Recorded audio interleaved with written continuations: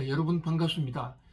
오늘은 세계 최대 기업인 월마트와 아마존이 벌이고 있는 생존을 향한 한판 승부, 월마트, 이마트 전쟁 제2편입니다. 자, 지난 1편에서는 미국에서 어떤 기업들이 가장 크냐, 그 월마트와 아마존이 미국 경제에서 차지하고 있는 비중, 또 특히 월마트를 중심으로 월마트는 어떻게 세계 1위의 기업이 되었는가, 샘 월튼의 창업 스토리, 그리고 그의 경영 전략 등을 중심으로 말씀을 올렸습니다. 오늘은 월마트에 맞서는 아마존은 어떤 회사인가에 대해서 일단 말씀 올린 다음에 아마존과 월마트는 어떤 부분에서 어떻게 경쟁하고 있고 누가 비교 우위를 갖고 있느냐, 그리고 앞으로 전망.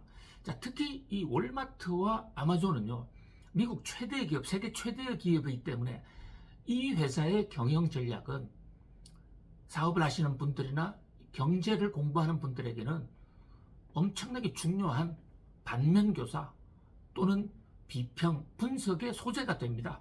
그런 면에서 오늘 월마트와 아마존 얘기 좀 잘 들어주셨으면 고맙겠는데요.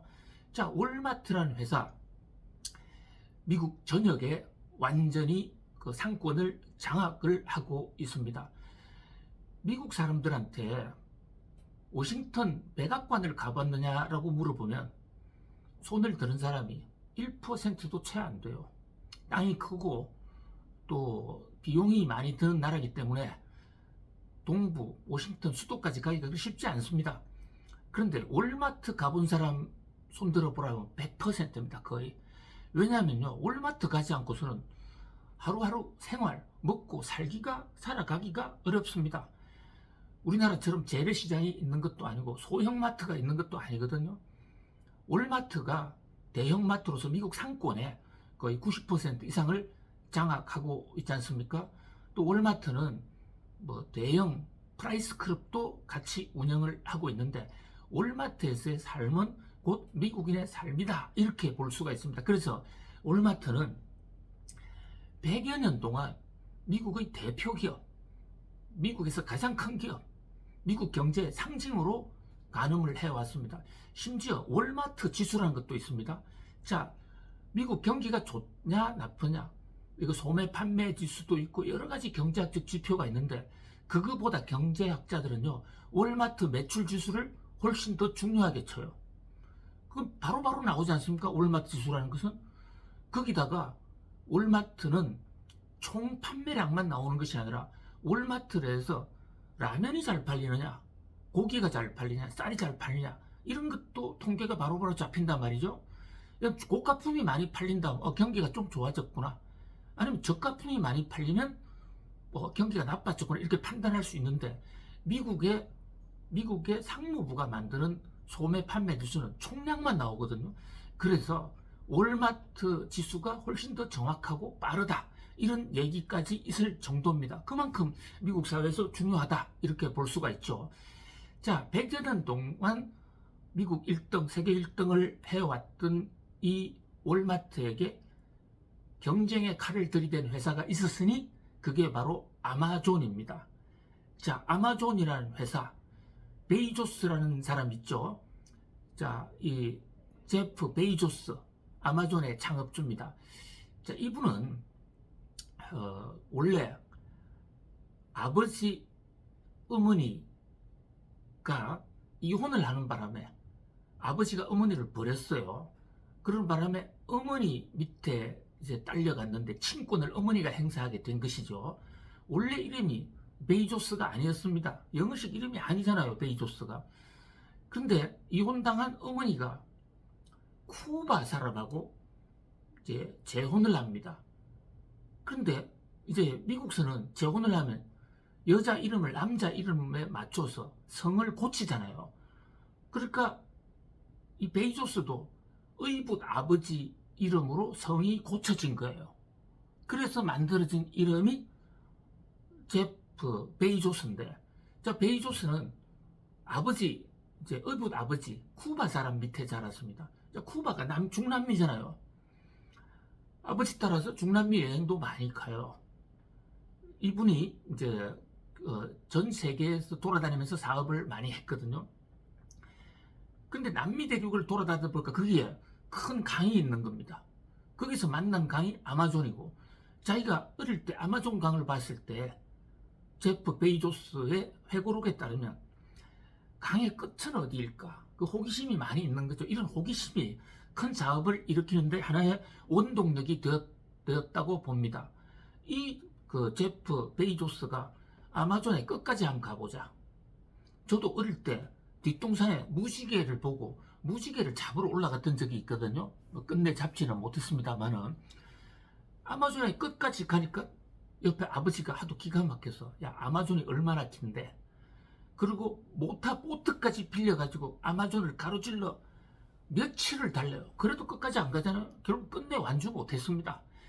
완주는 그냥 100분의 1도 달리지 못한 겁니다. 그 아마존 강이 남아메리카 대륙을 끝까지 지르고 있지 않습니까? 그래서 어릴 때, 야, 아마존 강이 굉장히 크구나.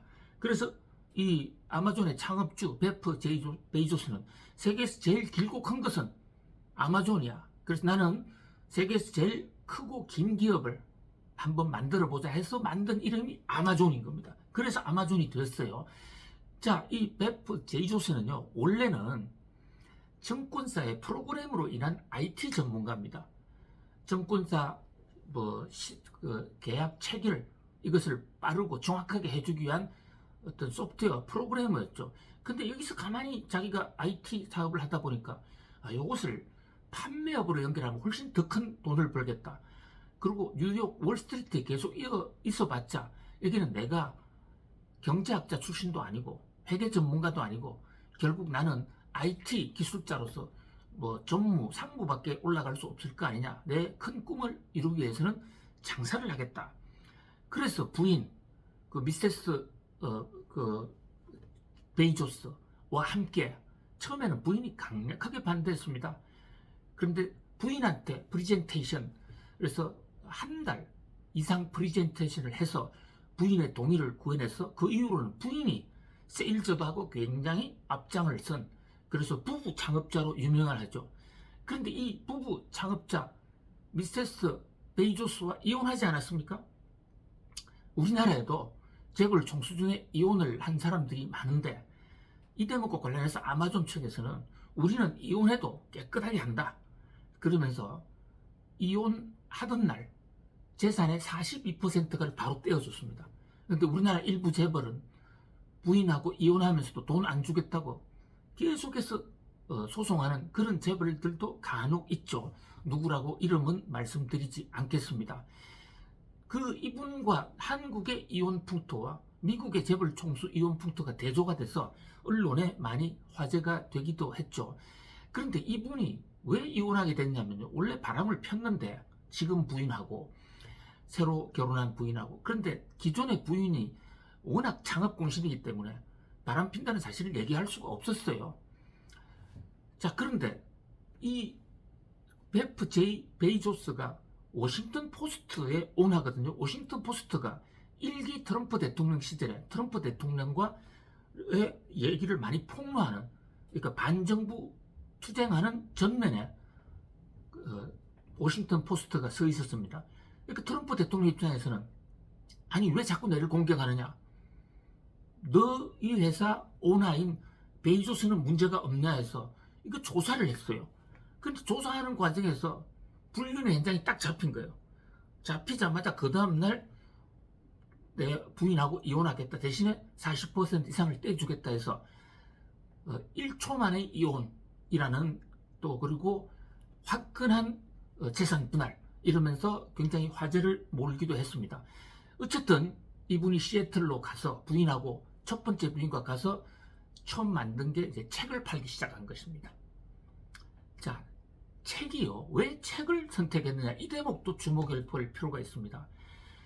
자, 책은 다른 상품보다도 좀 전시해야 될 필요성이 높고 전시 부피가 커요.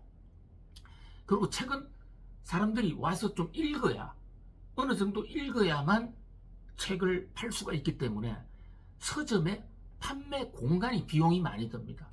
보통 일반 슈퍼에 뭐 바나나나 귤 같은 것은 그냥 그 자리에서 보고 사지만 책은 와서 좀 읽고 판단하지 않습니까? 근데 제프 베이조스가 생각을 한 것입니다. 자, 이 서점들은 유통 공간을 유지하느라고 굉장히 돈이 많이 드는데 내가 여기서 인터넷 공간으로 넘겨버리면 우선 서점 유지비, 부동산 비용이 안 든다. 거기다가 인터넷 공간에서는 책에 대한 안내 설명을 얼마든지 할 수 있다. 서평 또는 댓글 같은 걸 통해서 사실 이 전략이 맞아떨어져서 이 베이조스가 미국의 서점을 다 강타해버렸습니다. 지금 미국 서점 살아남는 게 거의 없어요. 더더군다나 자신의 IT 기술을 이용해서 책을 오프라인 책이 아니라 디지털 책으로 만들었단 말이죠. 그리고 컴퓨터에서 읽는 책. 그러면 선풍적 인기를 끌었죠. 그리고 책에는 ISBN이라는 번호가 딱 달려 있으니까 무인 판매도 가능하고 여러 가지 기성의 오프라인 매점보다도 압도적인 우위를 형성을 합니다. 여기서 돈을 법니다. 그런 다음 모든 유통업으로 이제 치고 나오는 거예요. 그러면서 월마트와의 정면 승부. 그리고 특히 아마존은 온라인으로 주문받고 배달한다. 그래서 초기에 월마트가 휘청했습니다. 월마트는 아무리 싸게 땅을 물류센터를 운영하고 있다고 하더라도 부동산 비용이 들어가지 않습니까? 근데 아마존은 인터넷 공간 비용이 없거든요. 그것도 경쟁이 안 되는데 그것을 컴퓨터 물류 시스템을 통해서 필요한 물건 미리미리 적시에 잘 공급하죠. 거기다가 로봇까지 드론까지 동원해서 가정에 배달까지 한단 말이죠. 이러니까 오프라인 레가시 유통을 하던 월마트가 완전히 위기에 몰렸습니다. 그래서 한때 이제 월마트는 망한다. 요즘 한국의 유통업체가 망하는 것 같은 그런 어려운 시련의 시절이 있었더랬어요. 자, 근데 여기까지는 예상 가능한 얘기였고 이 대목부터가 중요합니다. 반전의 스토리가 있습니다. 여기서 월마트가 대반격을 합니다. 그러니까 월마트가 IT 회사로 바뀐 건 아닌데 자신의 그러니까 전통 매장을 갖고 있는 레가시 꼴통품 회사의 그 단점을 장점으로 바꾸는 경영의 한 수가 나오는 것이죠.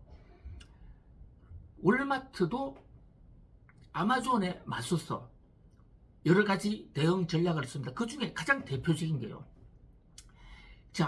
이 월마트는 일단 그 물건을 보고 사가는 사람들이 많지 않습니까?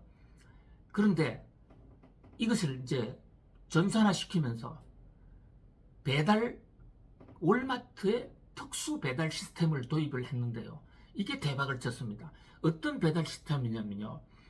미국은 땅이 넓잖아요. 아마존에 주문을 해도 우리처럼 로켓 배송이 불가능합니다. 그럼 비용이 너무 나와서 그리고 수요청도 많이 없고요.